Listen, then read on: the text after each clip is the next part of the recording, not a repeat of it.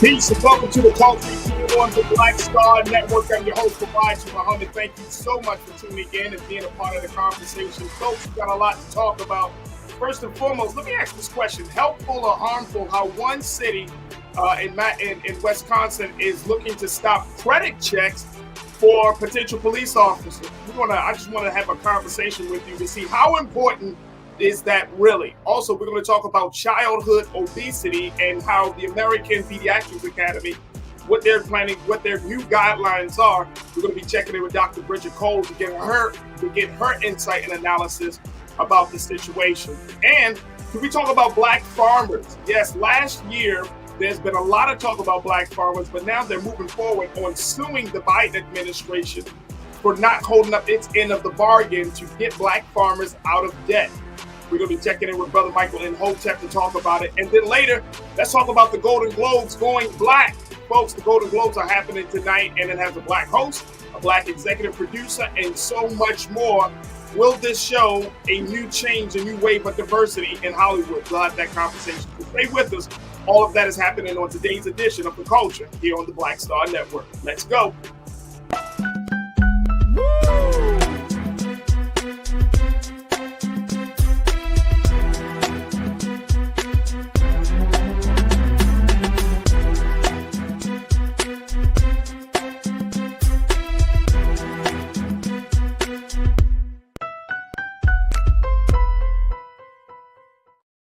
All right, folks, welcome to The Culture here on the Black Star Network. I'm your host, Farajii Muhammad. Thank you so much for joining us and being a part of the conversation.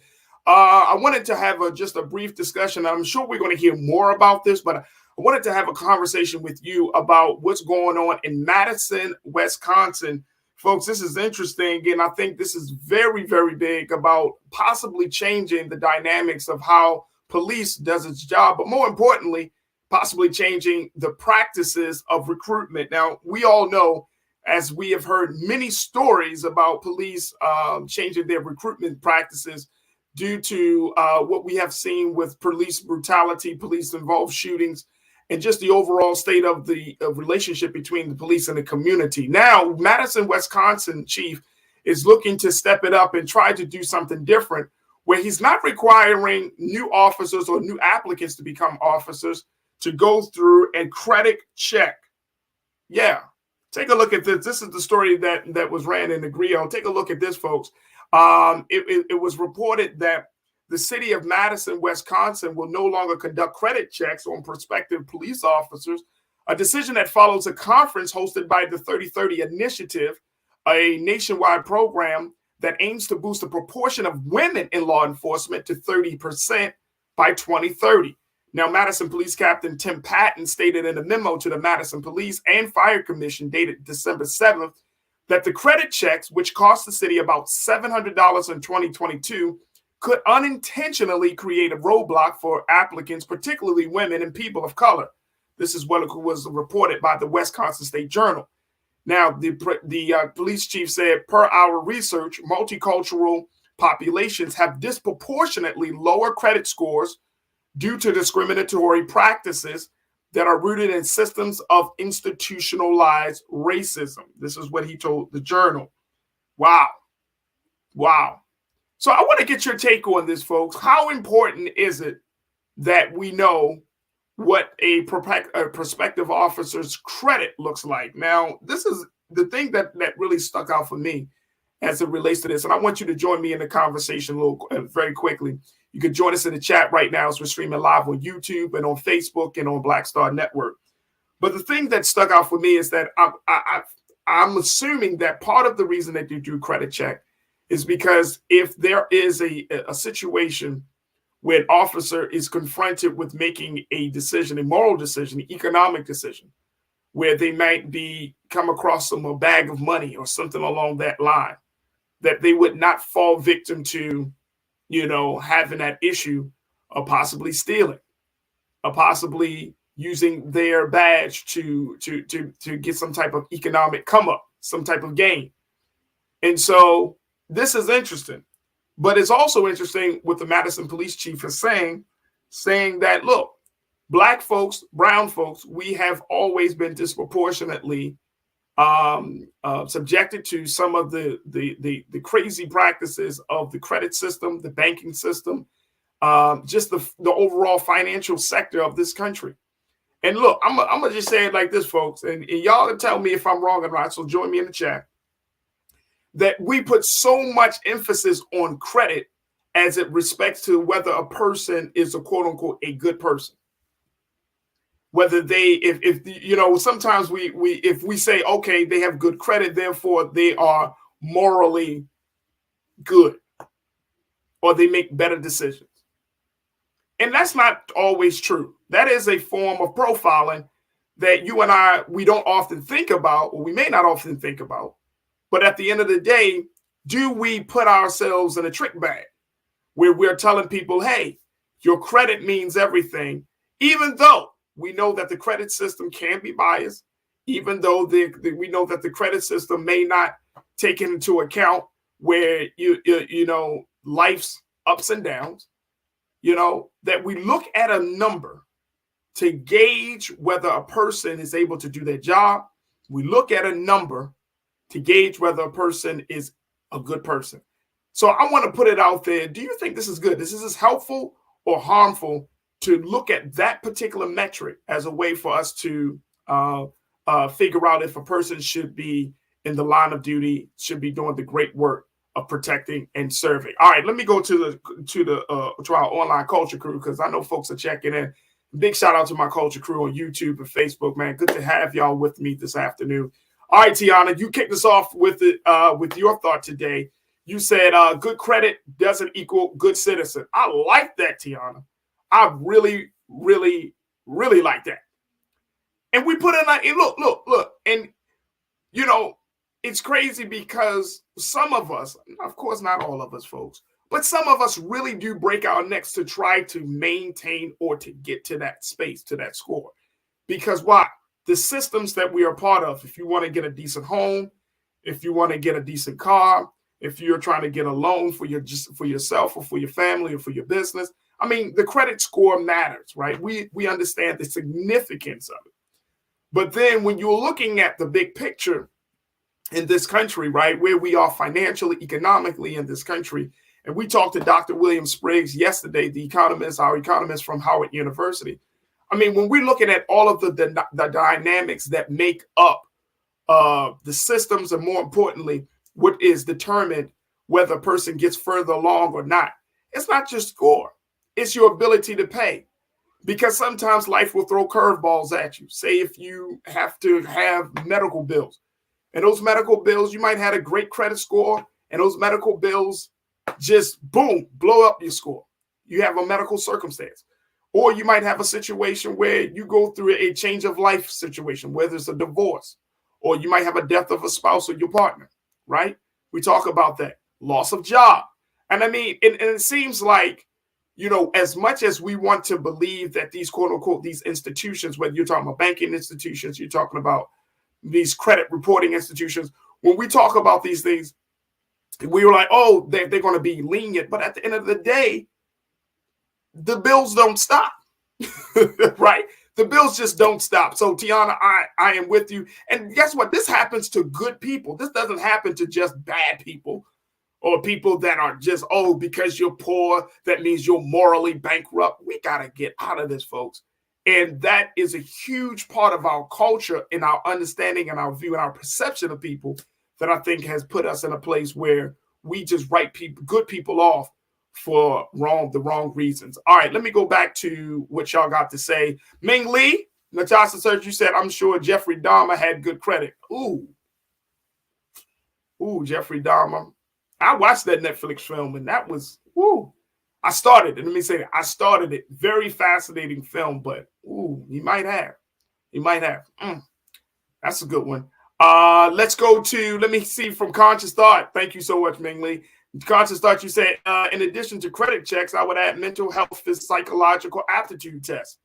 When individuals are being sworn into positions of public trust and given a license to kill, not much off limits. So you agree, Conscious Thought. Let me make sure I understand. You're saying that, yes, credit check is important. I am wholeheartedly in agreement with you with mental health checks, right? And we should probably push mental health checks should be done maybe once to twice, maybe every 1 to 2 years, depending on how long, but every 2 years or I know once a year is probably something, could be. So we could say that, once a year you get a mental health check, make sure that you're still in the right frame of mind to do the work of protecting and serving. But I'm wholeheartedly with you. But credit checks, here's the thing. Here's the thing about that for me, Conscious Thought, and you tell me what you think, bro. If we did a credit check, some people get those type of jobs, right? Because police officers, across the country, departments are offering so many incentives to be police officers because there aren't a lot of people in the ranks. The ranks of police officers are actually dwindling, especially in some of these bigger cities. And so departments are kind of compelled to offer incentives, signing bonuses, family bonuses, right? They give you a high salary. You can make $50,000, $60,000, $70,000 in just starting off as a police officer, depending on where you are. And so they need people. They need both men and women. And so even with the initiative, with the 30 by 30 initiative that Madison, Wisconsin is doing to try to bring more women into the department, again, it's really because the relationship between police and community has deteriorated over these years, of course, because of what we're seeing with this police brutality movement and just a larger movement against law enforcement. So, yeah, I agree with you. But the credit checks might not be the thing. People may be trying to get those jobs to improve their credit. And is that wrong? Is that wrong? Let's go back to what you got to say. Conscious Thought, my guy. Thank you so much. Janae, you checked in and say, agree. Ask Sam Bankman-Fried. Yeah, Sam Fried, who did the cryptocurrency. He's a part of that. Yep. Credit checks. Absolutely.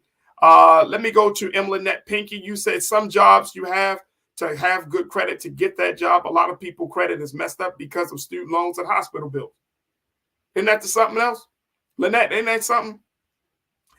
You go to school, you get these debts, right? Your credit gets messed up, right? Because you're going to school. Now, you could go to school to be business. You can go to school to be a lawyer. You can go to school to be whoever.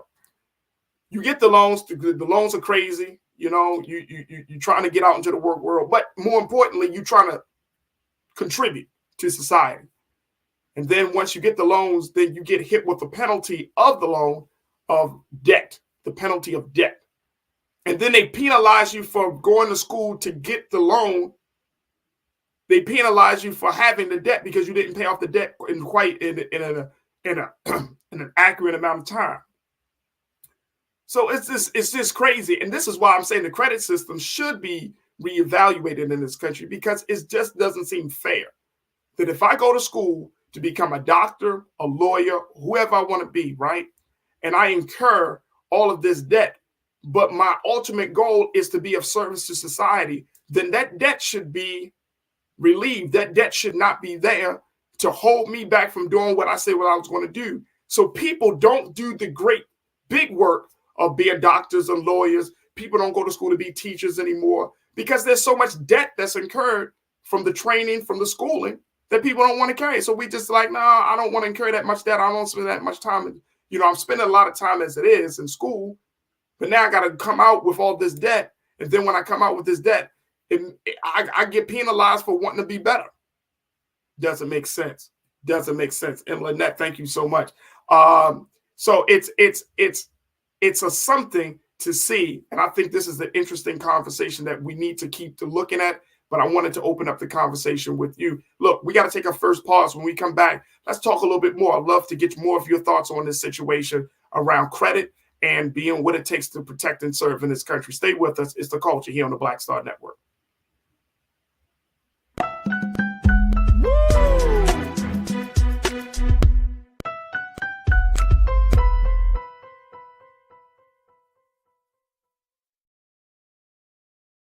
Don't you think it's time to get wealthy? I'm Deborah Owens, America's Wealth Coach, and my new show on the Black Star Network focuses on the things your financial advisor or bank isn't telling you. So watch Get Wealthy on the Black Star Network.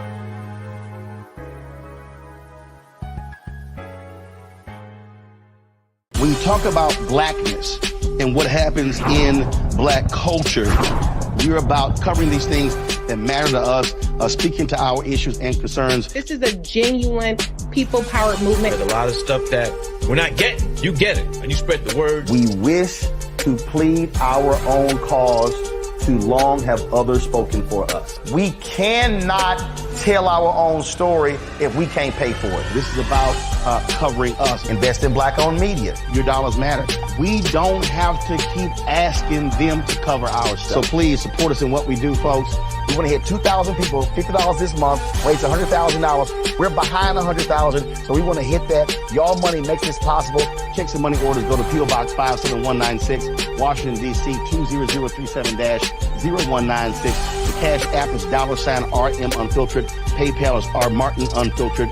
Venmo is RM Unfiltered. Zelle is RolandSMartin.com. Hatred on the streets, a horrific scene, a white nationalist rally that descended into deadly violence. White people are losing their damn minds. An angry pro-Trump mob storms the U.S. Capitol. We're about to see the rise of what I call white minority resistance. We have seen white folks in this country who simply cannot tolerate black folks voting. I think what we're seeing is the inevitable result of violent denial. This is part of American history. Every time that people of color have made progress, whether real or symbolic, there has been what Carol Anderson at Emory University calls white rage as a backlash. This is the rise of the Proud Boys and the Boogaloo Boys. America, there's going to be more of this. There's all the Proud Boys, guys. This country is getting increasingly racist in its behaviors and its attitudes because of the fear of white people. The fear that they're taking our jobs, they're taking our resources, they're taking our women. This is white fear.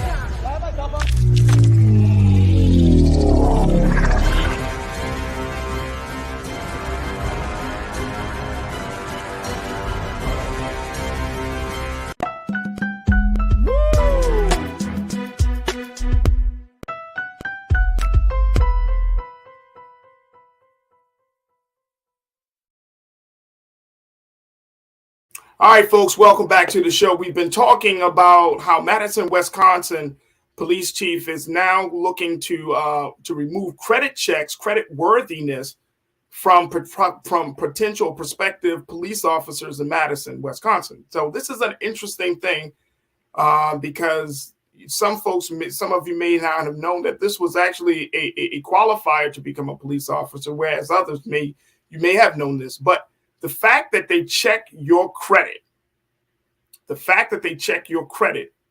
is always a point of contention. And in Madison, Wisconsin, the police chief, Tim Patton, has made the point that, look, black and brown folks have disproportionately have been on the lower end when it comes to the credit rating system. And it serves as a roadblock. It is a problem to getting new officers in the ranks and files. So I'm asking the question, is helpful or harmful? What do you think? I want to go back to what you got to say. Make sure you join us on the conversation. Post your comments in the chat, and let's continue to discuss. Janelle, you say, look, I never understood why credit worthiness was considered when it comes to job applications. An error or an arbitrary entry shouldn't have that much control over your life. Facts. Janelle, it shouldn't. It really shouldn't. Like, again, I think we attribute morality, good quote of being a good person with your ability to pay off debt. Now, again, we already know life can throw some curveballs at you, folks. So why do we put so much emphasis on your debt? Now, I get it. Like, for some folks, for some things, like if you got to buy a house or a car, I get it. But for a job application, so you're already profiling individuals that say, oh, okay, you have bad credit, therefore you are more inclined to commit crime because you got bad credit. And that's not true. That's not true at all. That is discriminatory. So Jay, now I'm with you right there, sis, wholeheartedly. Why do we look at this arbitrary number when we know that when things do happen in our lives, it's crazy. This is the crazy part about credit. Y'all know this. Some of you may know this. it takes a short amount of time. It takes a long time to build up, short amount of time to break it down. You notice that, right? Like you make all your payments on time. You make sure that everything stays on track. You get a high credit score. Let one thing in life that was unexpected, unplanned for happen to you. And boom, your credit goes down. You're like, okay, I took a little hit there.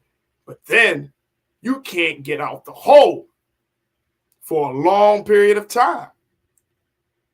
So it's that type of imbalance that I think causes people to really question whether this is a good metric to look at for anything that we want to do in life, whether we want to buy something or just to get a job. All right, let me go to Conscious Thought. You said, look, I remember over 20 years ago, police municipalities across the county were so desperate to fill their ranks that they allowed people with criminal records entry into law enforcement. Dang, that's a new one. I haven't heard that one, Conscious Thought. That's a brand new one, bro. So that is interesting to say the least. That's very, very, very interesting. Thank you so much for posting that. McCole, you checked in. McCole Spicer, you said, look, I've had credit checks for various jobs that I've applied for. There is a reason that employers check your credit. What were some of the main reasons, McCole? I would love to hear it. What were some of the main reasons why employers checked your credit? What were some of the thoughts? Just post that, and I would love to kind of get that back on air because I'm interested. What do employers say to folks who say, okay, we're going to do this credit thing? What are some of the main reasons for that?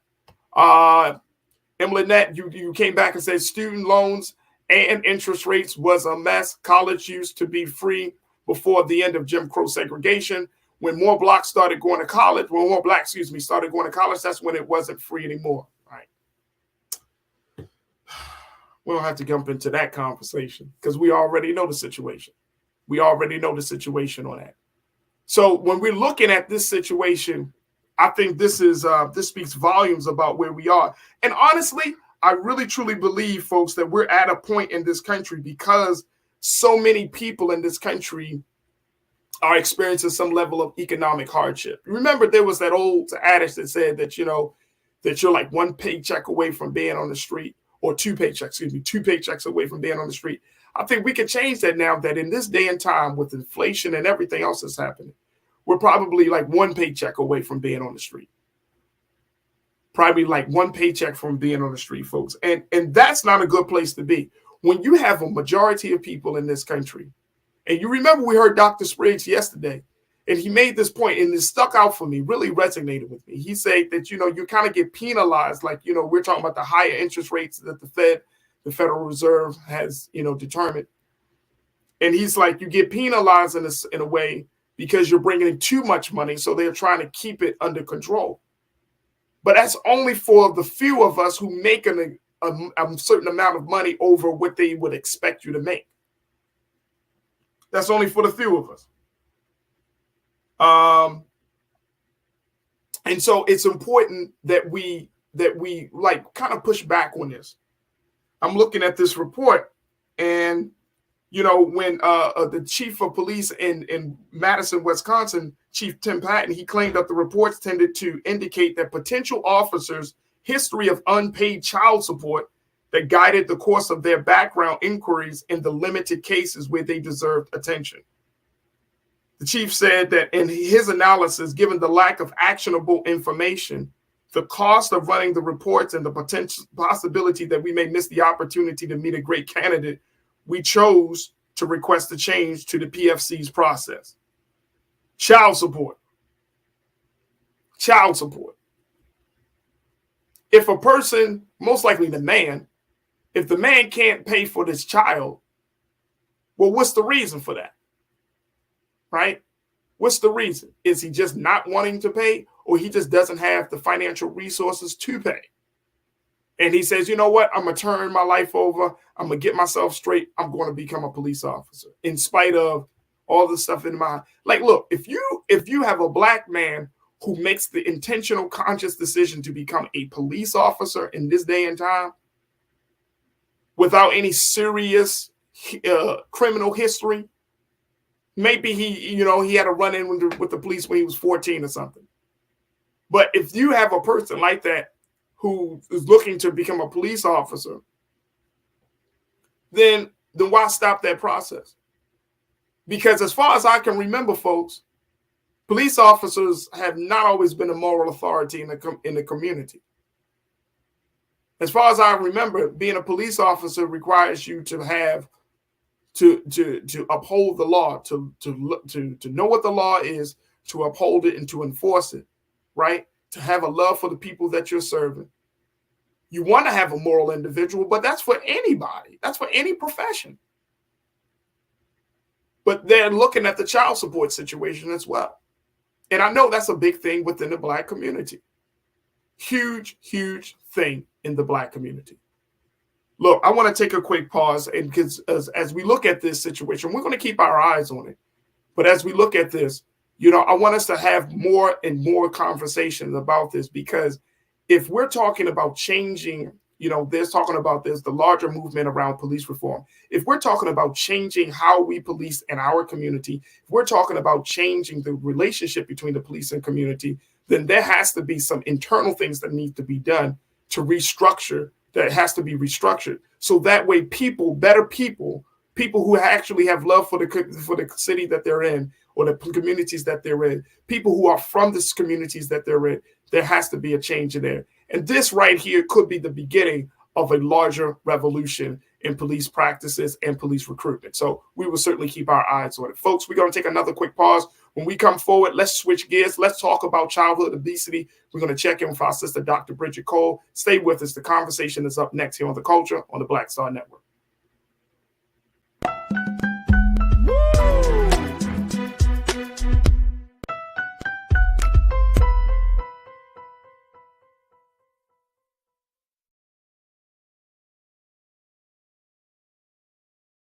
Pull up a chair, take your seat.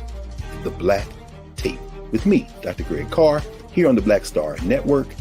Every week, we'll take a deeper dive into the world we're living in. Join the conversation only on the Black Star Network. Black Star Network is here. Oh, no punch! I'm real revolutionary right now. Thank you for being the voice of Black America. All momentum we have now, we have to keep this going. The video looks phenomenal. See, there's a difference between Black Star Network and Black-owned media and something like CNN. You can't be Black-owned media and be scared. It's time to be smart. Bring your eyeballs home. You dig?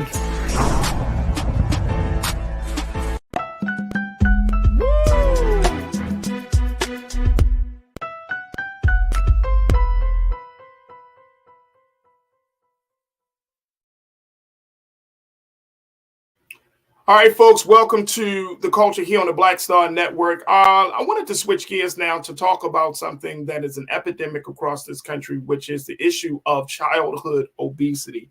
Now, if you're not familiar with this issue, the fact is that children are in this country especially, are more exposed to eating, to bad eating habits, to eating foods that are not healthy for them. And at the current rate, we're not looking at having a healthy future. So there has been a number of discussions about childhood obesity, how to handle this serious issue in the community, especially within Black and Brown communities. And so we wanted to have a conversation here because there has been a new change of guidelines on how to deal with this issue. According to the American Academy of Pediatrics, their new guidelines is showing this, and I want to show this. Take a look at this, folks. This is some of the latest word that we got from the American Academy of Pediatrics. It says that children with obesity should be offered more intensive treatment options earlier, including therapy and medication, says the leading U.S. pediatricians group. Now, the American Academy of Pediatrics' new guidance on childhood obesity, the first in 15 years moves away from, quote, watchful waiting or delaying treatment to see if children outgrow obesity. The group is now advising pediatricians to offer treatment options early and at the highest available intensity for one of the most common chronic diseases among children. Untreated, obesity is associated with a range of long-term health problems, including heart disease and diabetes.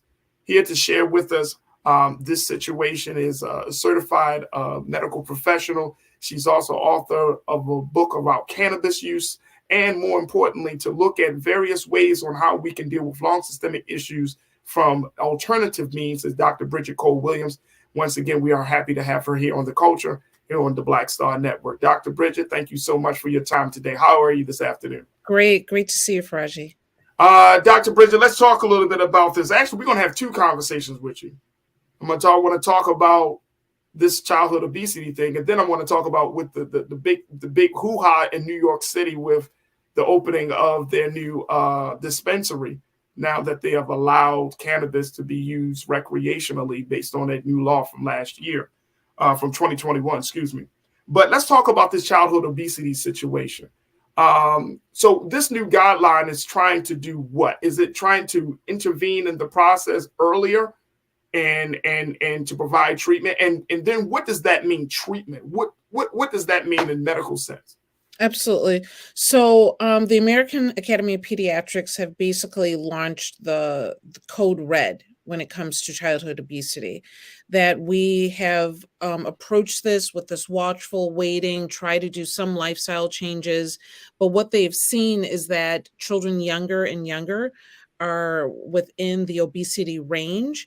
And once you start to gain these fat cells and have a lifestyle that produces a certain level of weight and medical issues coming back from that is incredibly difficult to be able to lose that weight, lose those fat cells, and to get more back into the normal range. So they have launched Code Red on this. They've done extensive research, 100-page guideline that they've pulled together to look at all aspects of obesity with children, including neighborhoods, lifestyle, socioeconomics, and long-term outcomes for this. And they have said that we can no longer sit back and not be aggressive, and decided that we can now offer medications as well as even surgery to even some of our youngest of children. Wow. So medication and surgery, can't sit back. You can't be passive aggressive with it. Mm-hmm. Where does proper diets fit into this whole thing? Where does, making sure that parents are equipped with the tools, whether it's resources, knowledge about, healthy food, healthy eating. Where does all of that sit in this whole conversation now? Absolutely. So it's first and foremost, we're not sitting back and saying, let our children gain this weight and we'll just give them meds and surgery. And that is not their approach by any means. But they are saying that this is about motivational interviewing, meaning how do we eat? How can we make lifestyle changes? How can we make this most effective so that we can avoid the surgery and the medications? And so it's not just looking at how we eat, but it's how well we're moving. It's about how interactive we are with our friends and family. They're looking at this from every aspect. And the fact of the matter is, I don't know anyone that wants their kids on medications, and definitely don't know anyone that wants their kids having surgery. But we have to have a huge cultural shift if we want to change the road that we're on. And I'm not just talking about the general population, of course. I am specifically concerned about Black Americans. I'm concerned about that 22% of children are within the obesity category. We have to do something about what we're doing with our community to make a shift and to make a change. So one of the big things, you brought up those numbers. The other number that I saw, Doc, is that this is a problem that affects children. 14.4 million young people in the U.S. Are in this position where their obesity can become a real health hazard. 14 million children. Mm-hmm. Yes, absolutely. So out of that 14, how many of them, and you can say you may not know this number, but how many of them are Black folks? So 22% are African American. Okay. And wow. So the problem, so that's almost close to 20, almost a quarter of children are dealing with obesity in our community. And we have to look at this differently. We have to make the word eating healthy to not be like a bad or an anomaly or something that we don't want to do. It has to be our standard. We have to spend our time at grocery stores going around the outside and less looking at the processed foods that are sometimes cheaper and more accessible on the inside of the grocery store. We need to start taking care of ourselves. The idea of drinking pop, soda on a regular daily basis, this was something that was invented. Number one, they thought it was going to be a medical cure of some sort, but it ended up being a treat that someone would go to occasionally. And it is now an all day, every day for many families in many homes. Yeah. We need to look at how we're treating our bodies, and healthy does not mean less. Healthy can mean more. We can have a snack, shouldn't have to be cookies and candies and chips. A snack can be fruit, and it should be a positive aspect of it. And yes, fruits and vegetables can be sometimes more expensive in the long run, but we need to learn what to do as they start to get older. You can take those vegetables and, the carrot trays and vegetable trays, and you can cook them, right? So you can, after they're sitting there for a couple of days, make it a part of your meals. You can take fruit. And I guarantee you the apple pie that you're making at home is much better for you than the apples from the store-bought ones that are on the shelves. We can make this work for us in a economical way, and we need to take control of our own community. All right. So how does that work, Doc? And you already know this, but I want to, kind of pick your brain and get your expertise.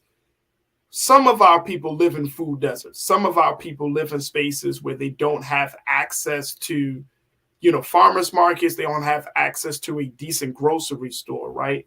And I'm not saying that we should pity them, but I'm just saying that systemically, there are some roadblocks in place where if a person lives in a certain neighborhood, a certain zip code, they're just not going to get, the corner store might be their place where they get their eggs, their milk, their cheese, and, some of the other things. And they, maybe once a week, they travel the distance to go into some other places. So how do we reconcile that? Because I think everybody wants to live healthy. I think everybody wants to have a long life.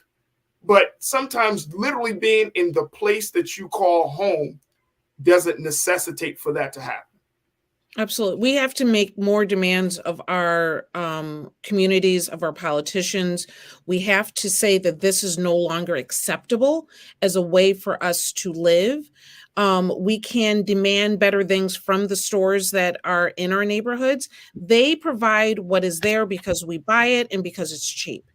We need to demand more. We need to do self-gardening in our own backyards, in our own homes, on our windowsills.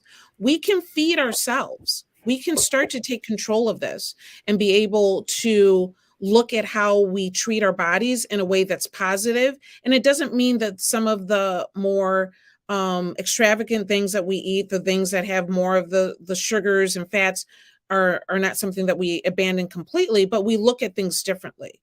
Even something as simple as standardizing that if you go into a restaurant and they have these huge platters of food, they should be asking you right when you're sitting down, would you like your entire meal or do you want half to go? There's no reason why we're eating enough for the whole day in one meal. And this is a standard in America.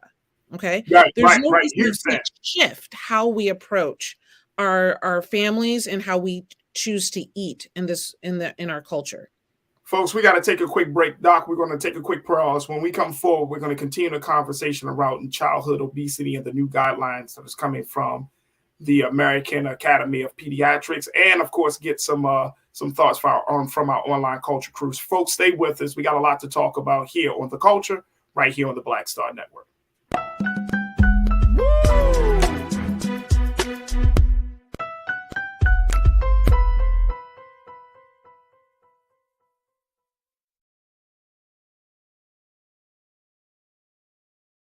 Black Star Network is here.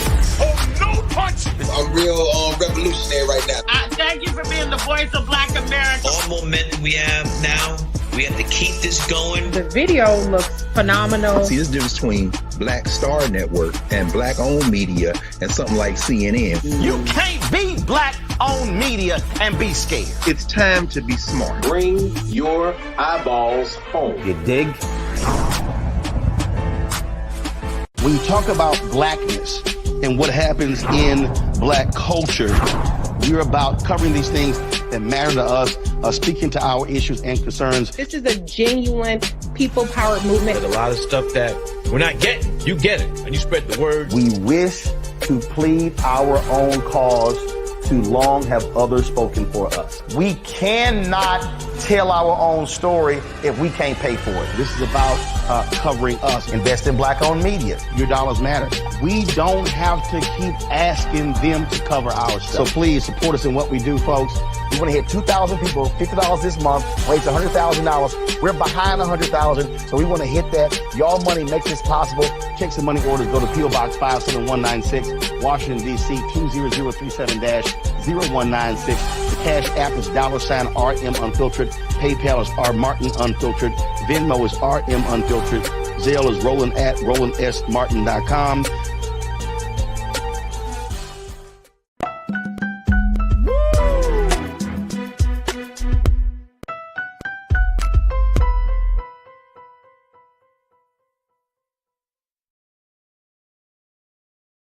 Folks, welcome back to the show. We've been talking about new childhood obesity rules and guidelines that have come down from the American Academy of Pediatrics, where they have disclosed that now they don't want to no longer do a watchful waiting when it comes to childhood obesity, that they want to pediatricians to intervene with various treatment, intervene with medication, and intervene with some level of surgery to help curb the weight loss gain that young children that we're seeing in this country as young as 10, 11, and 12 years old are experiencing. We've been talking to Dr. Bridget Cole-Williams, who is a board-certified physician, CEO of Green Health Harvest, to give us her insight as to what this means, especially for young Black children. Dr. Bridget, again, it's always a pleasure to have you. Many people on our online culture crew, Dr. Bridget, they're pushing back on this whole idea of medications. And folks are like, look, diet is one thing. Mm-hmm. Take them little boys and girls outside. No medication. Can we toe the line on that? Is there a compromise on the medication, or is that medication only for extreme cases? It's for extreme cases. Like I said, nobody wants to give their children medications, particularly for something that we should be able to control. With diet and exercise, we need it away from, the TV, the video games, the phone. A lot of cultures, you eat dinner, you go out for a walk. We need to normalize activity in our homes, so that we can, and even, there are concerns about, is it safe to go and walk and do what have you? But if we decide as a community that we're all outside walking, then we can protect one another in that process, right? But that has to be a household value too. It is. It has to be. You know what I'm saying? Right. Like as I'm having this conversation, I'm a parent. I got 2 children. I reflect over my parents. My parents didn't encourage me, Dr. Bridget. Like my father was like, go outside. You know what I mean? He didn't take those walks with me, right? Mm-hmm. But there, nowadays, if you're in a single parent home, or if you have multi-generations in a home, that may not be a household value. You know what I'm saying? And if people are working and the times that people are home, I mean, it's very, very easy. And I'm sure you know it, or in your patients have told you, it's very easy to be like, just put something in the microwave. I'm tired. I don't want to cook tonight. Or we're not going to make this. You know what I mean? It's already a lot on parents as it is. So I'm thinking like, we got to encourage the parents in a very different way. Because as a parent, we can hear this information and be like, yep, this is good. But then to actually implement it, to make time, to make it happen, that's a whole different level of engagement and action. Yeah, no, and I agree. And I don't mean to minimize by any means how difficult this can be to make lifestyle changes, because I'm not even suggesting, like you said, just changes in the home. I'm suggesting a cultural change in American culture, period. That how we're approaching food is the companies are making money off of us because it is making us ill, and we need to shift how we're approaching. When you go to the movies and if you order a small and you get a 20-ounce pop, there's a problem with our culture. Okay. Right. You ordered the small. Why did you get a 20-ounce pop? Because that is not really what's healthy. It's a way to suck you in, and it keeps you coming back. We need to shift our culture. We need to shift how we look at what healthy is in our homes. And we need to have conversations.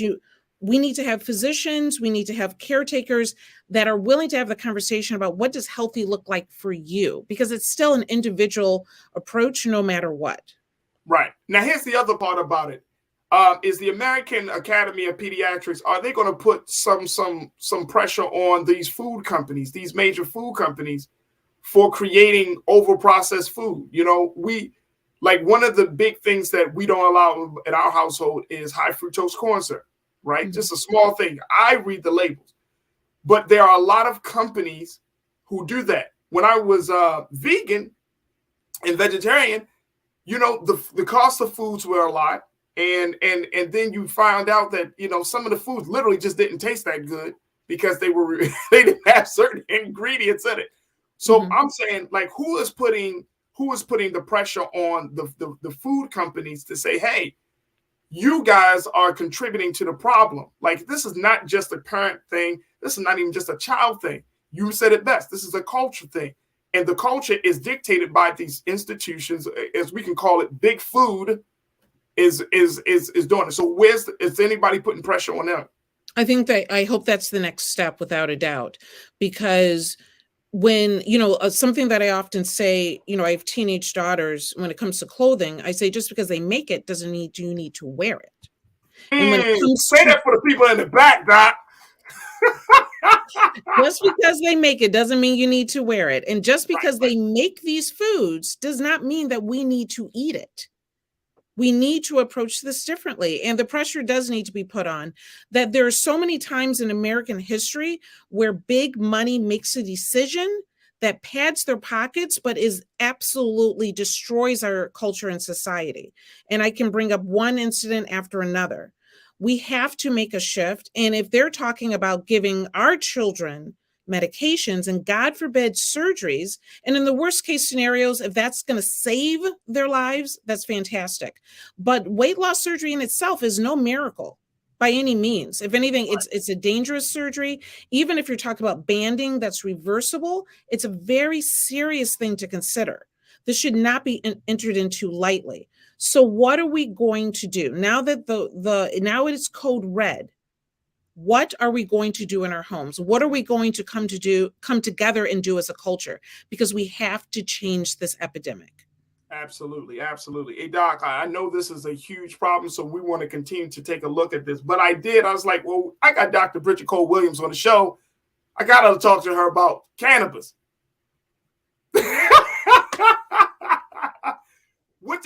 What do you make?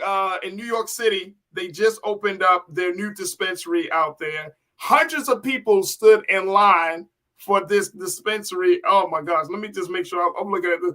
Doc, when I saw the people, the pictures of the people, I was like, in New York City, hundreds of people stood in line for the Housing Works dispensary that they just opened, the first legal dispensary for recreational marijuana in New York, and people came out in droves. Yeah. It was widely anticipated. People were expecting it. And this is just one of many new legal dispensaries that will be open in the city of New York. How do you think this is going to play out, Doc? First, I think the first thing that comes to mind is freedom. That, I always approach cannabis from a medicinal point of view, but I cannot ignore the cultural point of view in this as well. And something that never should have been illegal, never should have put people in jail, never should have stopped people from getting jobs, is something that hundreds of people lined up to be able to get freely at this point. And so you don't stand in line because you're looking to just get cannabis. Those people were standing in line because they had the freedom to do so. And so more power to them. And I hope New York can run their program well and give opportunities to us in the process. Wow.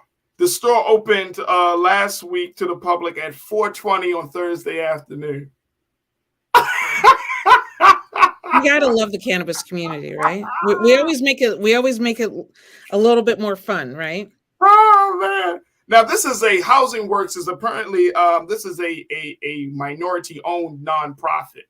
Mm-hmm. And so what I'm also trying to figure out is, because there has been so much red tape for Black folks in particular to be in the dispensary business, is this model going to be something that we may see in other cities across the country where there's like, you know what, let's kind of create a nonprofit and let's open it through that vantage point versus as an individual owner? Do you see that happening? I hope so. I hope that in doing so, and if that gives us more opportunities, then I'm all for it. I had a conversation this morning with a good friend of mine in New York whose application for a license got pushed down because he didn't have marijuana citations on his record. And it is something where we've all been affected one way or another, and some of us much more than others, by the war on drugs. We should really have an opportunity to benefit from this. And you know how I feel about this, that this could be our casinos as compared to Native Americans. This could be our opportunity for generational wealth. And so we need these opportunities, and we need the education to be able to help people understand that this is where we can get out of pain and allow our elderly community to not live in so much pain. This is our opportunity to get away from pharmaceuticals and deal with life and anxiety and depression and so many more conditions so much better. Absolutely. Absolutely. Dr. Bridget Cole Williams, who's board certified physician, CEO of Green Health Harvest. Always a pleasure to have you on the show, Dr. Bridget. Thank you so much for your time. Absolutely. Thank you. You're welcome. All right, folks, we got to take a quick pause. When we come forward, we're going to be checking in with my brother Michael and Hotep, as we talk about the ongoing struggles of the Black farmer. Stay with us. It's The Culture here on the Black Star Network.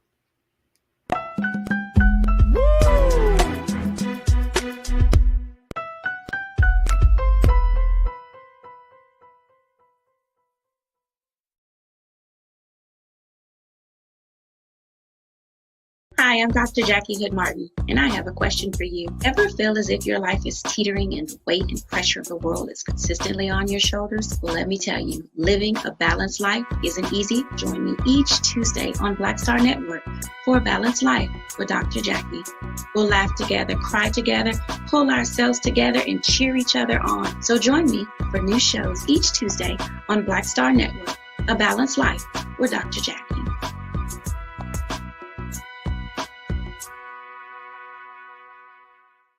Black Star Network is here.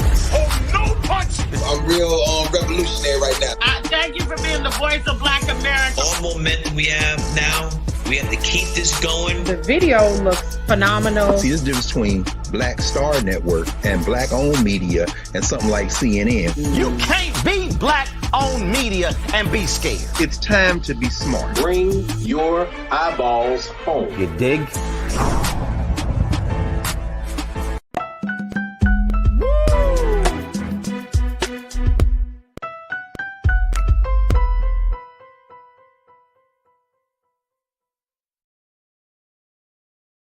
All right, folks, welcome back to The Culture here on the Black Star Network. I'm your host, Farajii Muhammad. If you haven't had a chance to check us out in the first hour, make sure you do. Make sure you go to blackstarnetwork.com to get all of the latest news and information about what's going on in Black America and beyond. And, of course, to get your replay of all of our dynamic shows, including The Culture, make sure you check us out at blackstarnetwork.com. Also, make sure you follow us on all social media platforms at Black Star Network, on IG and Twitter, as well as yours truly, Farajii, this guy. You can follow me on social media at The Real Farajii on IG, and I'm on Twitter at Farajii as well. All right, folks, I wanted to have a conversation to bring us up to speed with some of the latest around the struggles of Black farmers, as Black farmers has moved forward on filing a lawsuit against the Biden administration, essentially saying that the Biden administration have not held up their end of the bargain when it comes to getting farmers out of debt. This is an ongoing issue. And if you remember, we talked about earlier the last year where we talked about the great struggles of the Black farmer. And one of the big things that President Biden said is that he would invest or reallocate, $5 billion worth of funds to help with Black farms, to get Black farmers out of debt and to create more sustainability for their land and for their products and services. Well, Black farmers are still waiting on the check. And so I wanted to have a conversation about this. One is because we just don't seem to talk about farming enough. We don't seem to kind of really bring that into the space of social justice. Yes, we could talk about police brutality. We could talk about housing. We could talk about credit. We could talk about the medical apartheid that exists in this country. We could talk about all of those things. But what about the Black farmer? What about that man, that woman who has used their land, tilled the ground, right? Literally tilled the ground to bring something of life to us so we can stay healthy. And this is something that I think that we want to just keep our eyes on. So I got my brother Michael in Hotep, host of the African History Network podcast show that you can check out. Make sure you go to his website at africanhistorynetwork.com. And we're always happy to have my brother on. Brother Michael, thank you for being on us once again, brother. How are you this afternoon? There we go. We got brother Michael. Has he got his video in? All right, he's going to get checked in. All right, let me do this. Let me share with you some details about this lawsuit that Black farmers have filed against the Biden administration. Take a look at this, folks. This is coming from the Griot. It says that the federal government has illegally broken a promise to pay off the debts of a group of Black farmers, according to a class action lawsuit. The group hopes to put pressure on officials to keep their word and restore funding that was dropped after a group of white farmers filed legal challenges arguing their exclusion was a violation of their constitutional rights. The lawsuit filed in October remains active even as the U.S. Department of Agriculture moves forward with another effort to help farmers in financial distress, in addition to paying farmers who the agency discriminated against. Now, John Boyd Jr., president, let's go to the next quote. The John Boyd Jr., president of the National Black Farmers Association and one of 4 plaintiffs in the lawsuit, said that the new programs don't match the USDA's earlier offer to pay off 120% of the debt of farmers who are socially disadvantaged. According to the lawsuit, this definition applies to more than 6,500 farmers who have, quote, traditionally suffered racial or ethnic prejudice, unquote, and are saddled with federal loan obligations. The lawsuit says that this includes Native Americans or Alaska Natives, Asian Americans, Black Americans or African Americans, Native Hawaiians or Pacific Islanders, and Hispanic Americans or Latino Americans. Let me bring my brother in, brother Michael in Hotep, to share with us his thoughts on this situation. And folks, join us in the chat as we have a conversation about the plight of the Black farmers in this lawsuit. Brother Michael, it's always good to have you on, brother. How are you this afternoon? Hey, thanks for having me on, Farajii. Can you hear me? Yep, we can hear you loud and clear. All right, good. Let's talk to me about this latest lawsuit from the Black farmers and where we are with this whole process. I mean, I'm remembering the $5 billion, but according to the Black Farmers Association, the check really still hasn't been cut, and 6,500 farmers are still left out there in the cold, not knowing what to do. Well, what happened is it was $5 billion, not specifically for African American farmers. It was African American farmers, Latino farmers, Native American farmers, and Asian American farmers. Lawsuits were filed by white farmers. Okay, right. And the lawsuits and the payments are tied up in court. A number of white farmers in different states filed lawsuits. So this is going to have to play out in court. Now, when John Boyd in 2022 was on Roland Martin Unfiltered, I've gotten a chance to talk to him a few times on Roland Martin Unfiltered. He said that the Black farmers are going to fight this out in court, to get the $5 billion in debt forgiveness enforced. He said that lawsuit may go on for 2 years or so. Now, this lawsuit that they filed, it looks like it was filed probably about October 2022. I was looking at different articles dealing with this lawsuit. This piece right here that we're looking at is from thegriot.com, right, and picked up by the Griot picked it up from the Associated Press. But it looks like this article is originally from like around early December 2022.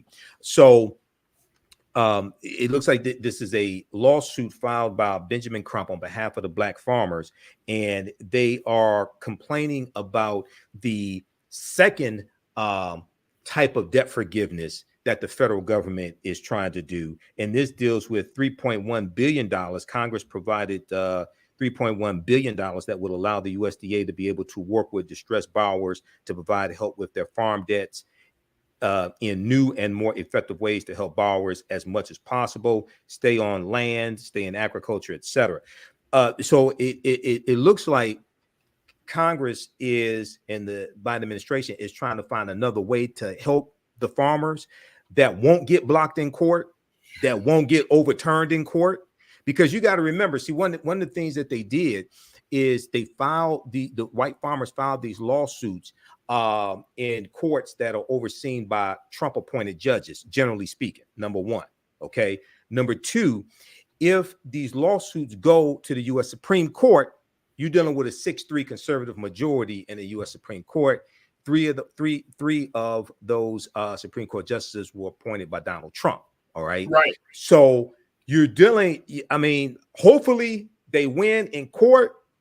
I don't know. I don't know. Hopefully they will.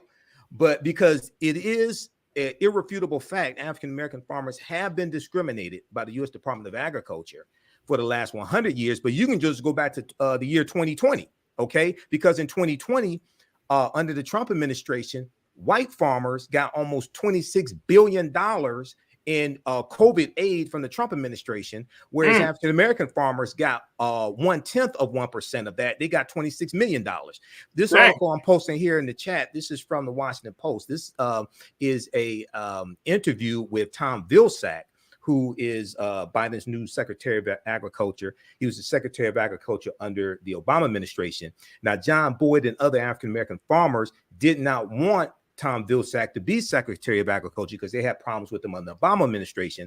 Biden was saying he needs somebody who understands the job, can hit the job, hit the ground running, doesn't have to be trained in the job. And Vilsack said he would do better with black farmers this time around. Apparently, he hasn't so far. We'll see what happens. Apparently, he hasn't so far. But Tom Vilsack, in this interview with the Washington Post, and this article was dated from March 25th, 2021, talked about how under the Trump administration, African-American farmers were discriminated against. So I would like to hear from Benjamin Crump on this. And I also want to hear from the Biden administration on this lawsuit, especially U.S. Agriculture Secretary Tom Vilsack as well on this lawsuit also.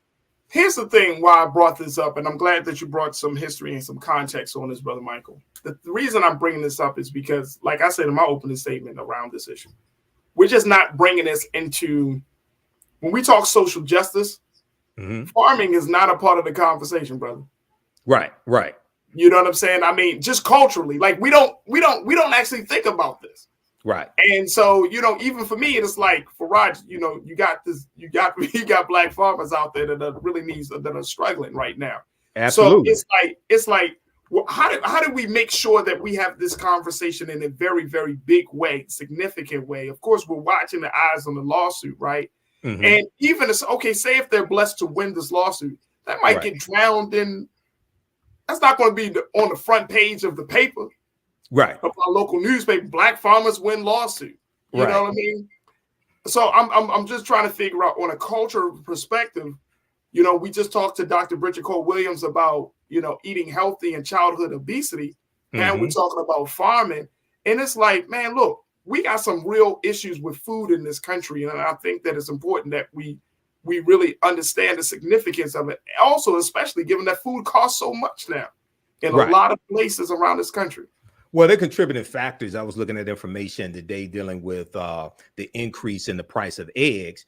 And a lot of that has to do with the bird flu, the avian flu, the bird flu that is killing off a lot of the hens that lay the eggs. Okay. So there's a number of different things here. This ties into history. Number one, we have to understand that African people are the original farmers. We created agriculture. Okay. But a lot of us have forgotten this history. And, you know, part of it has to do with the fact that farming during the Great Migration and afterwards, farming was somewhat probably looked down upon by some African Americans who were able to go into new industries, were able to go to college, able to get away from farming, things like this. And a lot of that had to do with sharecropping. A lot of that had to do with seeing their parents struggle, maybe when it came to farming and having land taken away, dealing with white supremacy, not dealing with farming from the perspective of you have a federal government that is supporting you and helping you with your farm like it did white farmers. Okay. So when we look at very quickly here, when we look at the Great Migration, starting in 1915, from 1915 to 1970, you had 6 million African Americans migrating from the South up north and out west, going to work in factories.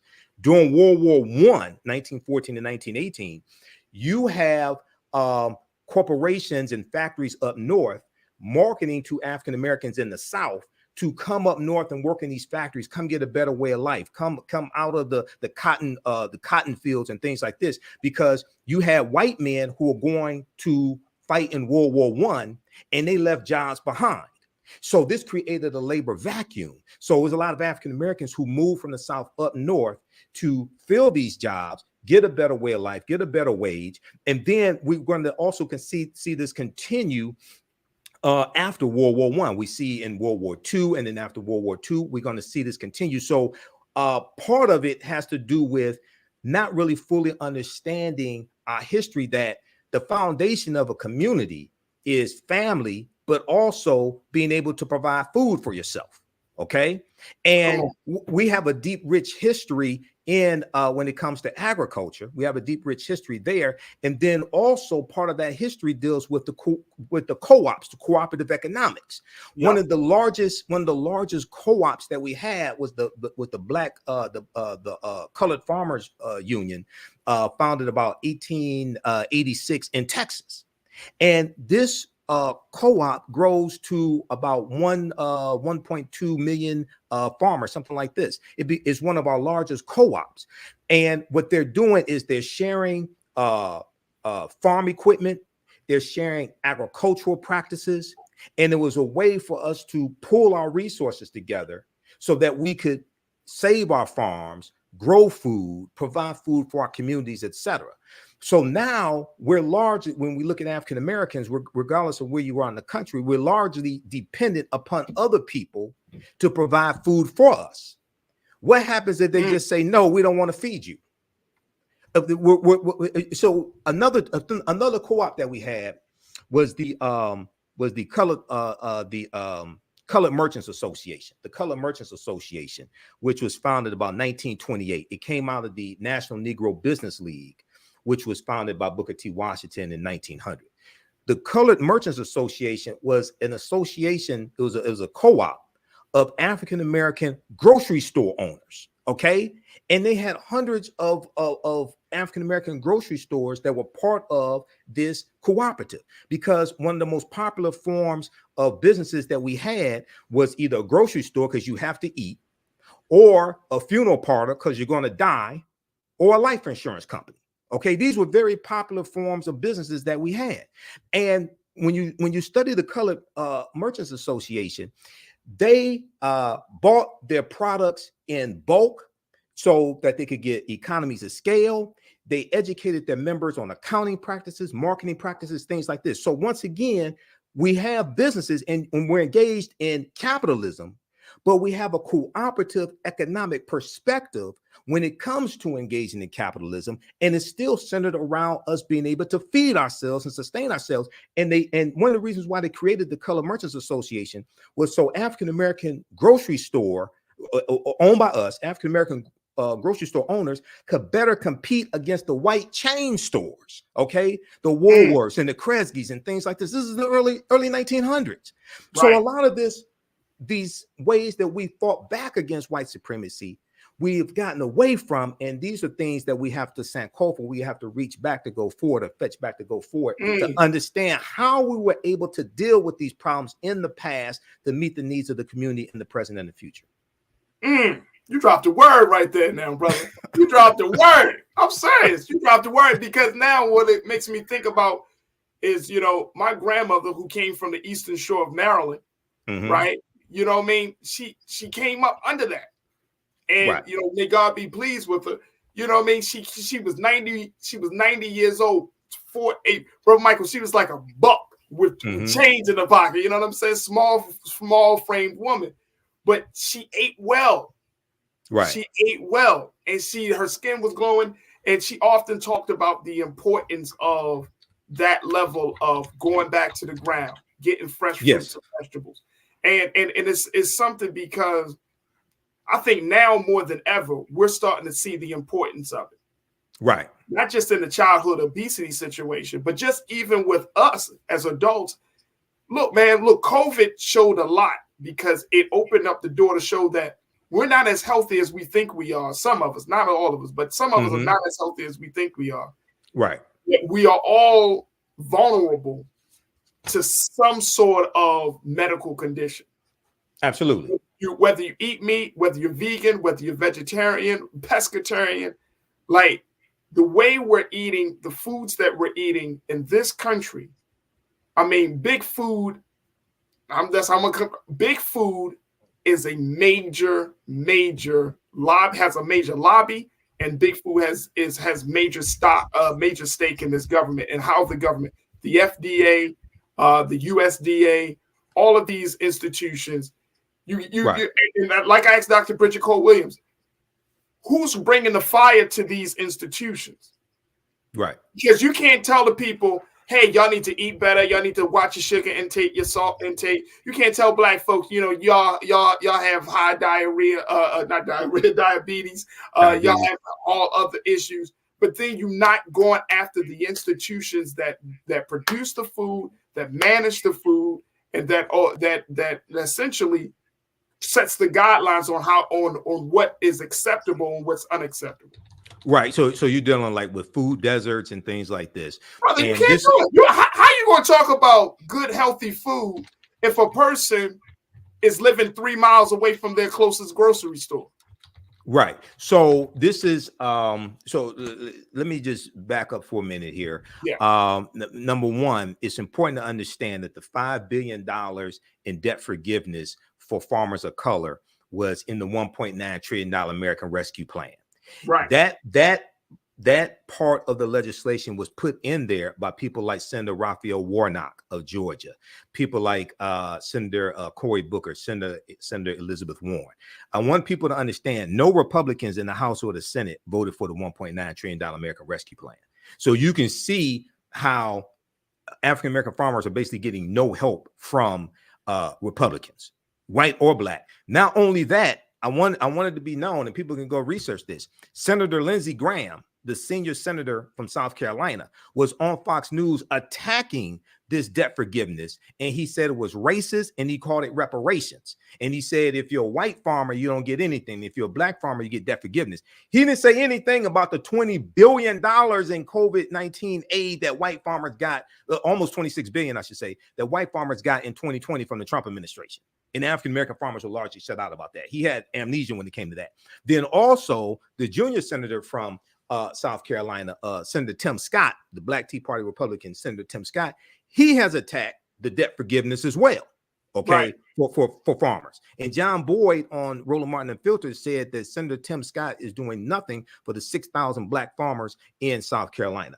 Okay, now, if we look at, there was a good article from face-to-faceafrica.com that I shared on the African History Network Facebook fan page. This deals with a black grocery store chain that I never heard of, by the way. It's called Yellow Banana, and they own 38 stores across the country. Okay. Really? This is I just posted the link here. And they've secured $13.5 million to expand. All right.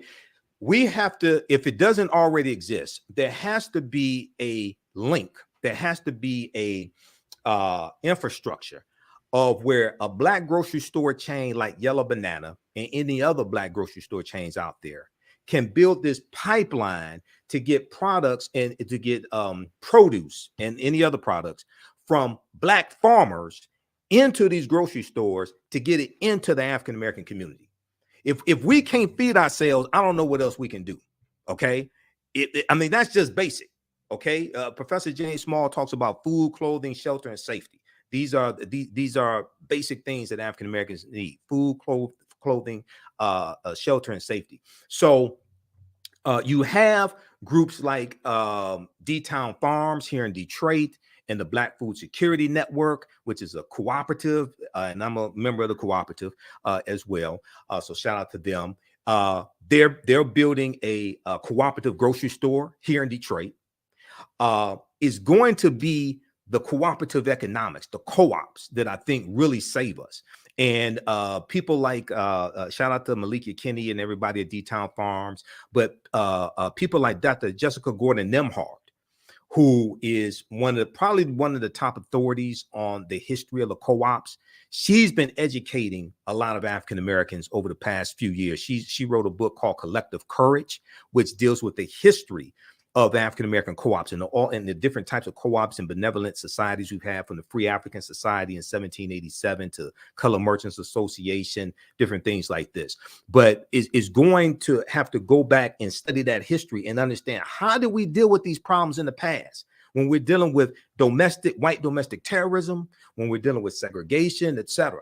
But one of the getting this information out about the lawsuit from the Black farmers is why African American owned media is so important, and responsible African American owned media, because a lot of people don't know that this is taking place. Absolutely.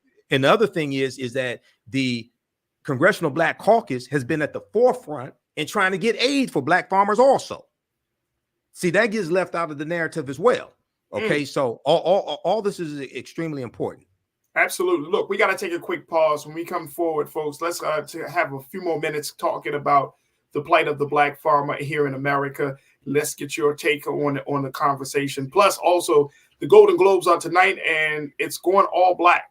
We're going to talk about what's happening behind the scenes and how diversity will be on display. Stay with us. Those conversations will be up next here on The Culture, right here on the Black Star Network.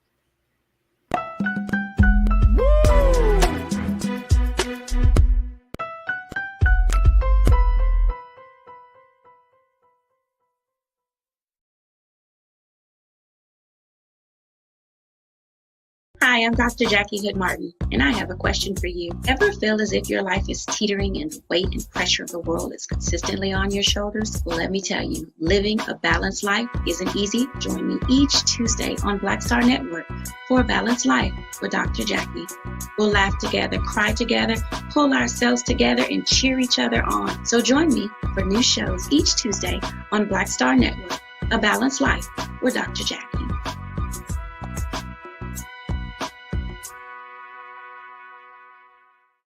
Black Star Network is here. Oh, no punch! I'm real revolutionary right now. Thank you for being the voice of Black America. All momentum we have now, we have to keep this going. The video looks phenomenal. See, there's a difference between Black Star Network and Black-owned media and something like CNN. You can't be Black-owned media and be scared. It's time to be smart. Bring your eyeballs home. You dig?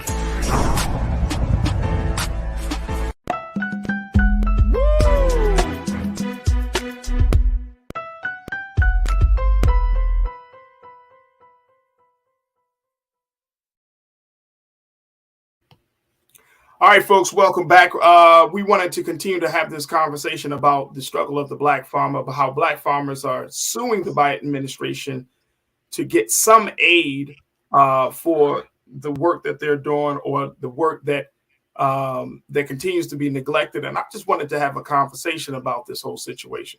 And so we've been checking in with Brother Michael Imhotep, who is the host of the African History Network podcast show. And also, you can check him out on the AfricanHistoryNetwork.com. I want to get some comments from our online culture crew here, Brother Michael, as we talk about farming. I think everybody is in agreement. Food is life. This is an important issue. Right. But going back to that general point that you just made, that one is that we are not having these conversations. If it wasn't for Black media, I don't know if these conversations would even really be discussed. Right. So that's why it's important for us to have this space. And then two, the reality is that Black farmers are struggling and can contribute a whole lot to the hunger issue here in America. Yes. And we don't, Black farmers just don't have to farm for Black people. They can farm for white people, Latino people. They can farm for everybody. Right. And if we look at the hunger issue in this country, brother, you know, I've done work with food pantries in Baltimore. And when I see the food pantries, when you see the quality of food coming into some of these pantries, and people are just giving their donations, but the cans look dented, the food looks old. It's the quality. I mean, the food pantries accept it, but it's not up to par. You know what I mean? Right. It's not up to code of what you would normally see in the grocery store, what you would want to buy. So when we look at the hunger issue, it's crazy that 6,500 black farmers are in a situation where they're waiting on aid and to try to get some level of debt relief from the situation. Let me go to Taylor. Taylor, hi. Taylor, you posted, said, hi, the African-American farmers wanted Marcia Fudge. She's over there making changes in HUD. I see why. Yeah, Marcia Fudge over there doing what she's doing. Yeah, that was who they wanted. Former member of the Congressional Black Caucus, but she was put in HUD, and Biden said that he needed somebody in the Department of Agriculture that knew that job already. Vilsack was the former Secretary of Agriculture under the Biden administration, as I said before. John Boyd and the black farmers had problems with Vilsack under the Obama administration, had problems with them then. And Vilsack said he would do better this time. At least on this, I don't know about on the other issues then with black farmers, but at least on this issue here, he has not so far, at least. So hopefully they're successful with their lawsuit. I really want to hear from Benjamin Crump, John Boyd, but also the response from the Biden administration. I haven't seen what the response from the Biden administration is regarding this lawsuit. Absolutely. Conscious Thought, my guy, you checked in and said, point to ponder. If we had black farmers growing food in the U.S., then we would not have to depend so much on countries outside of the U.S. for certain grains to supply the needs in U.S. So we know that America is a major wheat distributor. Russia is a major wheat distributor. You know, we've had conversations, Brother Michael, talking about the wheat crisis that hit the continent of Africa, and how the Russia-Ukrainian war has affected the food distribution and the food supply in Africa. So to Conscious Thought's point of having the black farmers as a way to bring that in, so we don't rely on that. What do you make of that? What do you take from that?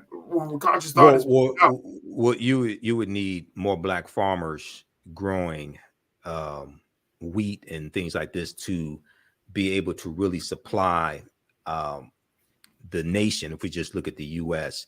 in to the level that it needs to be. There's about 45,000 or so African-American farmers, and it's declining. All of them don't grow wheat. So you would have to have an increase in the farmers, and they would need some type of federal subsidies to help them be able to do that as well. Because, and then at the same time, here's the other thing that gets left out of the conversation. African-American farmers are competing against the corporate-owned farms also.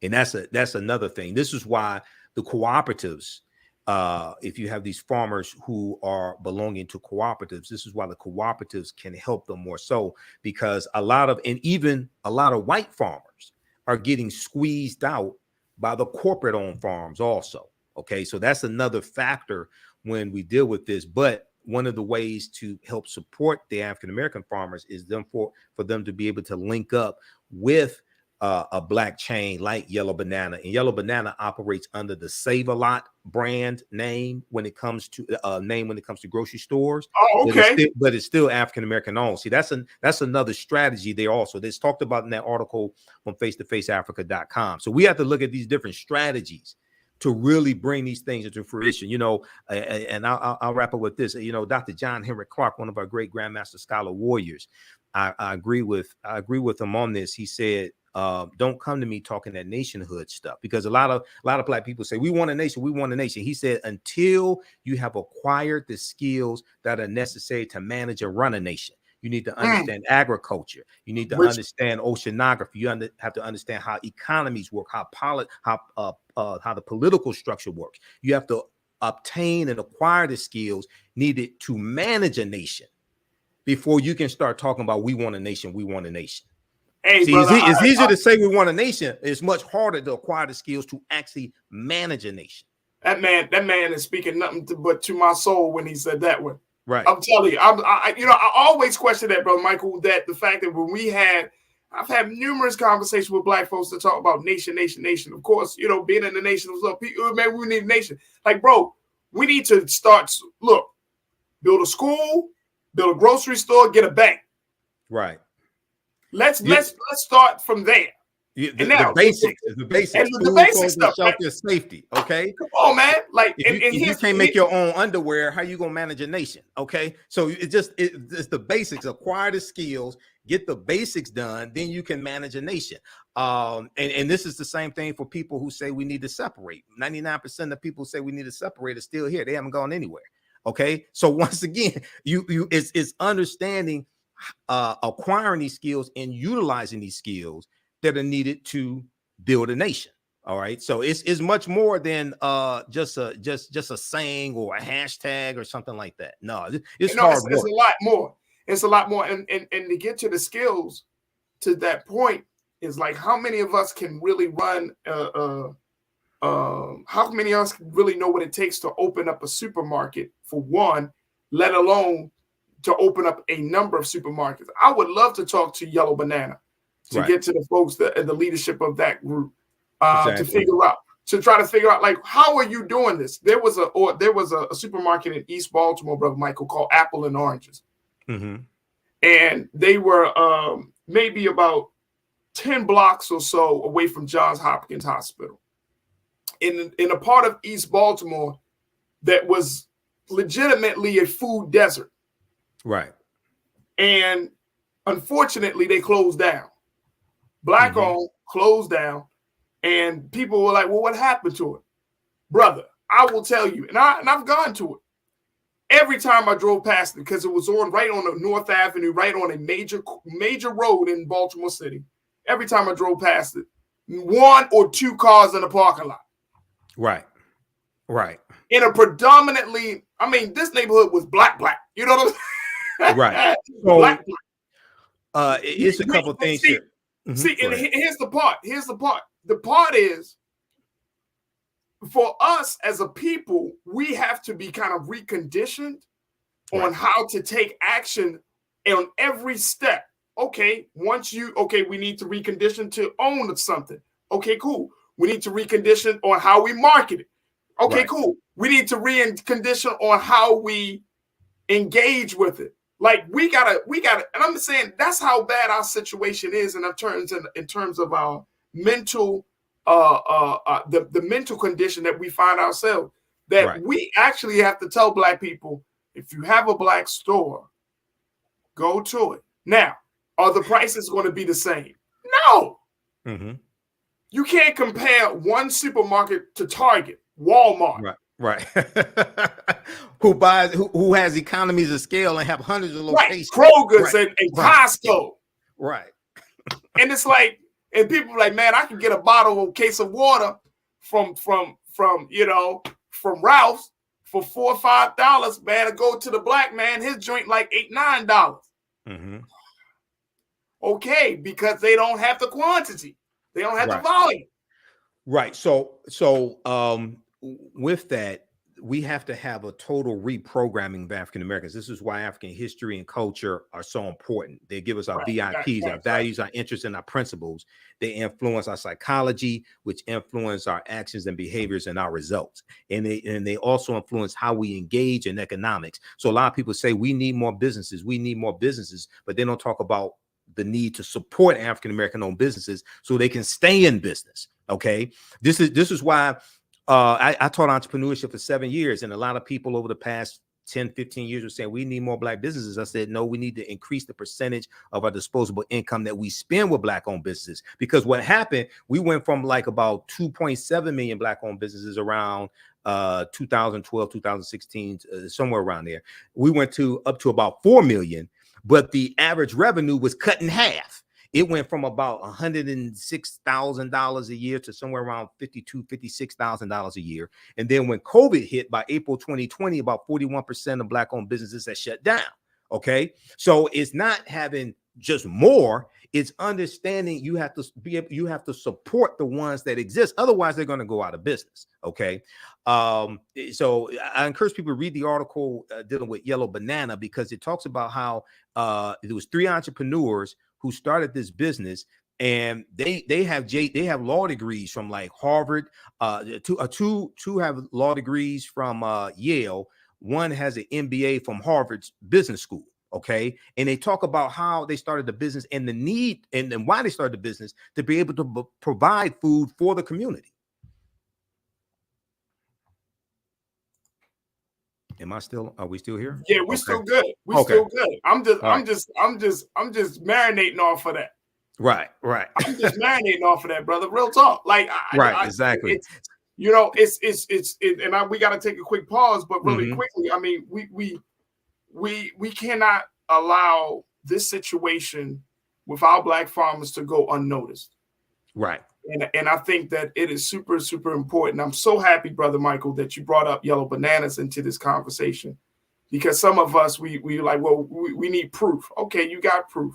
They got 38 stores. You know how, some of the proof is in our history. The proof is in our history. We had hundreds of black-owned grocery stores in the early 1900s. The proof is in our history. People's history and culture teaches them how to deal with the problems in the past, in the present, and the future to meet the needs of the community. The proof is in our history, and that we're still here. Okay, so we have to understand how we dealt with those problems before. And as you mentioned with that piece, bro, history has shown that we can become an independent people, a nation inside of a nation. History has legitimately shown that. Ever since we were removed from chattel slavery, we have shown that we can build, we can prosper. History has shown that. Every great leader, whether you're talking about Marcus Garvey, I don't care what black leader, the most honorable Elijah Muhammad, every great black leader has given us something, a glimpse of what our heaven could look like right here on earth. History has shown it. Right.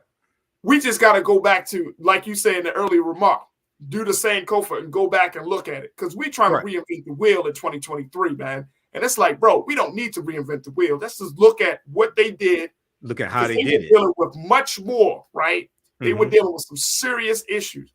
It's in our head back then. It was physical. Now it's mental. We are in our own heads, bro.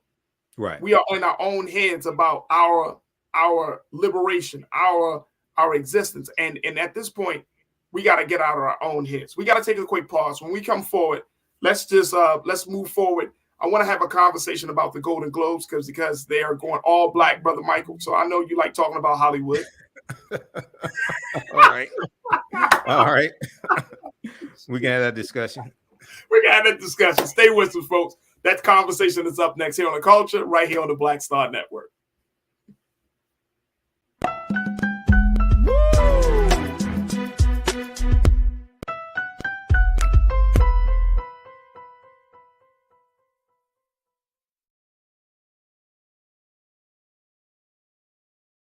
When you talk about blackness and what happens in black culture, we're about covering these things that matter to us, speaking to our issues and concerns. This is a genuine people-powered movement. There's a lot of stuff that we're not getting. You get it, and you spread the word. We wish to plead our own cause. Too long have others spoken for us. We cannot tell our own story if we can't pay for it. This is about covering us. Invest in black-owned media. Your dollars matter. We don't have to keep asking them to cover our stuff. So please support us in what we do, folks. We want to hit 2,000 people, $50 this month, raise $100,000. We're behind 100,000, so we want to hit that. Y'all money makes this possible. Check some money orders. Go to P.O. Box 57196, Washington, D.C. 20037-0196. The Cash App is $RM Unfiltered. PayPal is R Martin Unfiltered. Venmo is RM Unfiltered. Zelle is Roland at RolandSMartin.com. Black Star Network is here. Oh, no punch! I'm real revolutionary right now. Thank you for being the voice of Black America. All momentum we have now, we have to keep this going. The video looks phenomenal. See, there's a difference between Black Star Network and black-owned media and something like CNN. You can't be black-owned media and be scared. It's time to be smart. Bring your eyeballs home. You dig? Hatred on the streets, a horrific scene, a white nationalist rally that descended into deadly violence. White people are losing their damn minds.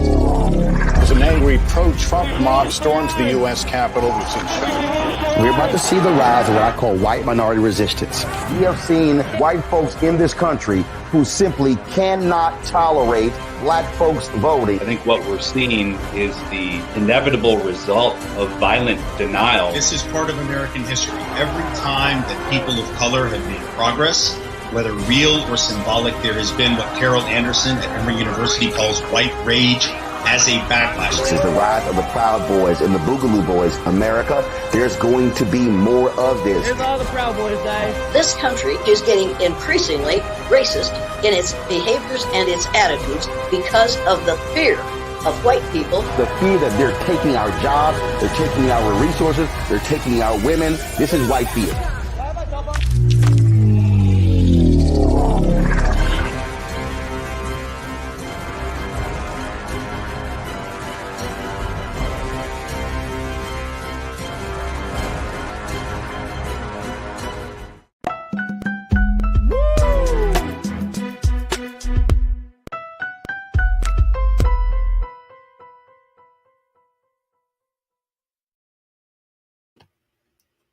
All right, folks, welcome back to the show. I want to bring my brother Michael and Hotep into the frame as we close out the show tonight. And Brother Michael, you know, the conversation about farming and food got me so hyped up. I had to reach out to my man.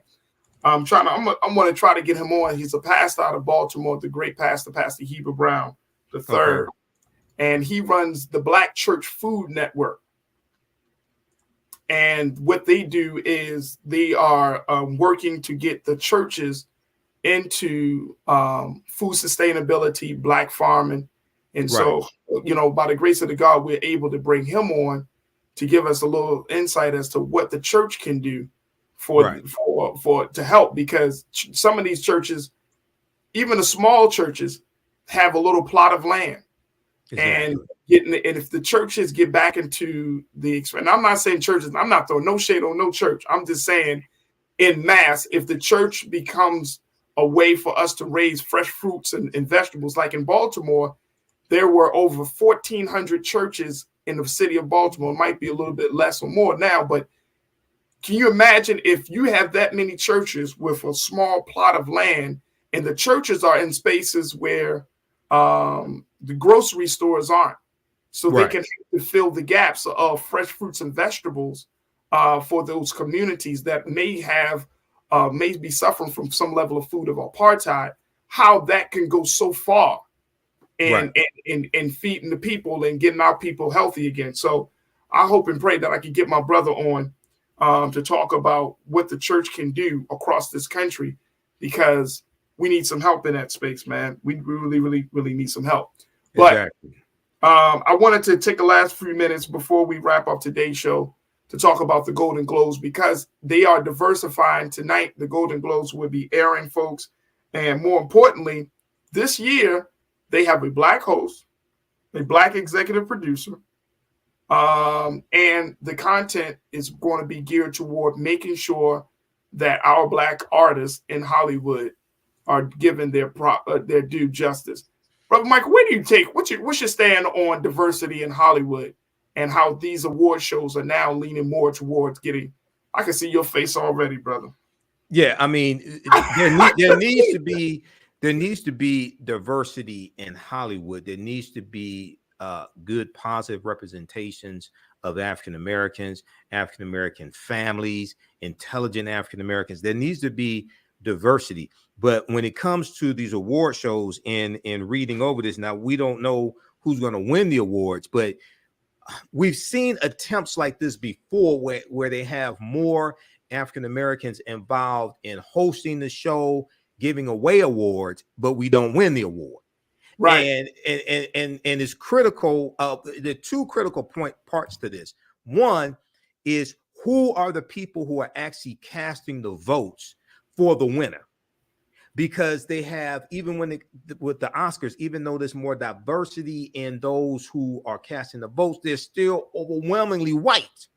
And they end up voting for their friends who are white also. Okay. So winning the Golden Globes, winning the Oscars can really positively impact the trajectory of African-American careers, earning dollars, earning potential at the box office, etc. And then when the same thing with the Emmys when it comes to TV, things like this.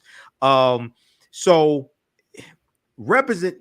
having more African Americans involved in the production, things like this, that can be good, but we have to win the awards as well. Yeah.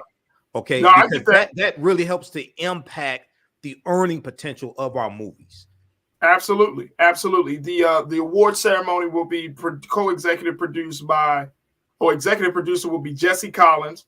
Mm-hmm. Jesse Collins, he produced the Emmy Award winning hip hop heavy 2022 Super Bowl halftime show with Dr. Dre and all of them. Right. He also is the man behind the BET Awards, BET Hip Hop Awards, Black Girls Rock, and the Soul Train Awards. So they brought him on. His co-producer is a sister named Dion Harmon, and the Golden Globes will include a diverse assortment of Black and LGBTQIA plus personalities on stage. And Gerard Carmichael will be the host. He's the other Black comedian. He's going to serve as the host. Mm-hmm. And you all remember he had a show on NBC called The Carmichael Show. That he quit, right? Yeah. So then he came out as gay. Right.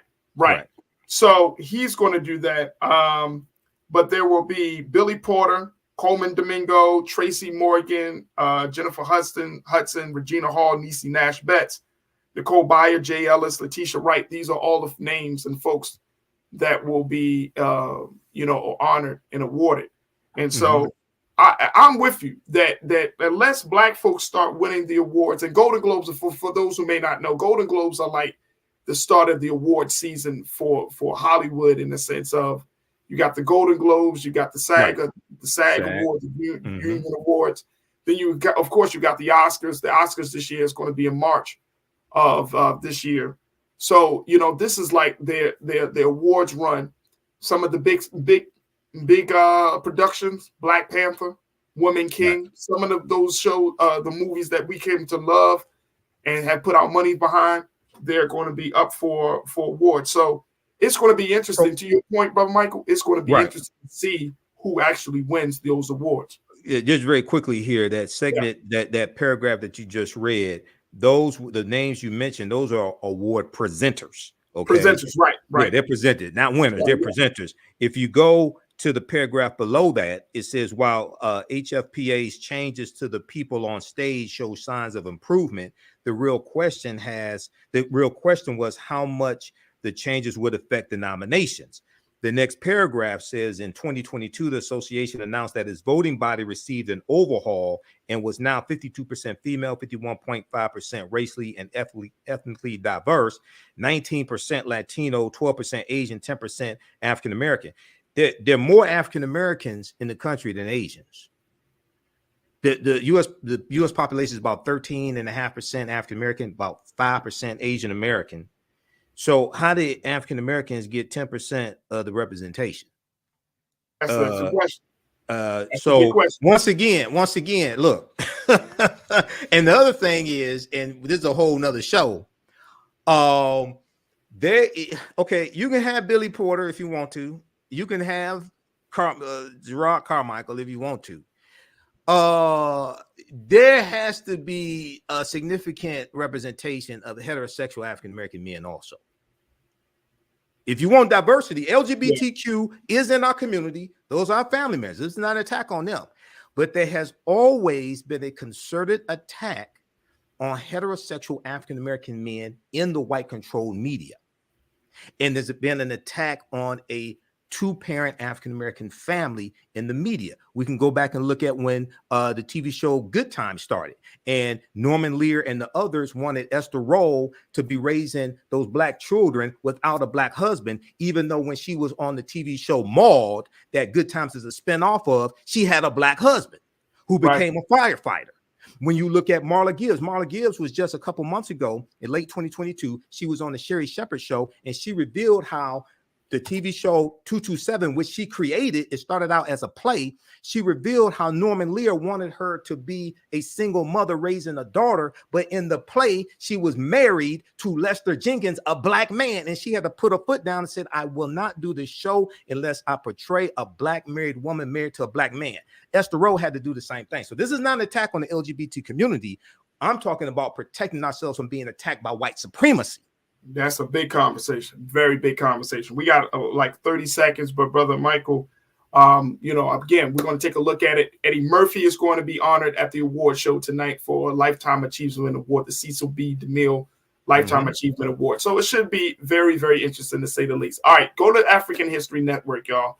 Check out AfricanHistoryNetwork.com. Yeah, because tonight's class, 7 p.m. is going to be a free class, and Saturday's class, 2 p.m. is going to be a free class. We have the link there to register for those sessions. Tuesday, January 10th, Saturday, January 14th. We're going to have free sessions, so you can join us for the class. Visit theAfricanHistoryNetwork.com.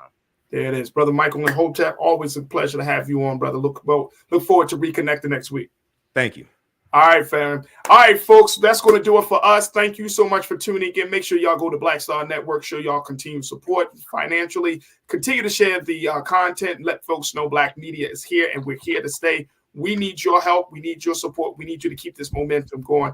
Go to Black Star Network. You can support us financially, share the content, and subscribe. Download the app for free. And most importantly, tell your family and friends about us. Also follow us on social media at Black Star Network as well. Also follow me at The Real Farajii on IG and Farajii on Twitter. I would love to connect with you as we build this online culture crew community. That's going to do it for me. Stay tuned for RMU, Roland Martin Unfiltered, coming up next here on the Black Star Network. As always, never be afraid to challenge what's wrong. Stand for what's right while being yourself in the process. God willing, we'll talk tomorrow for another exciting edition of The Culture right here on the Black Star Network. Talk to you soon. Peace.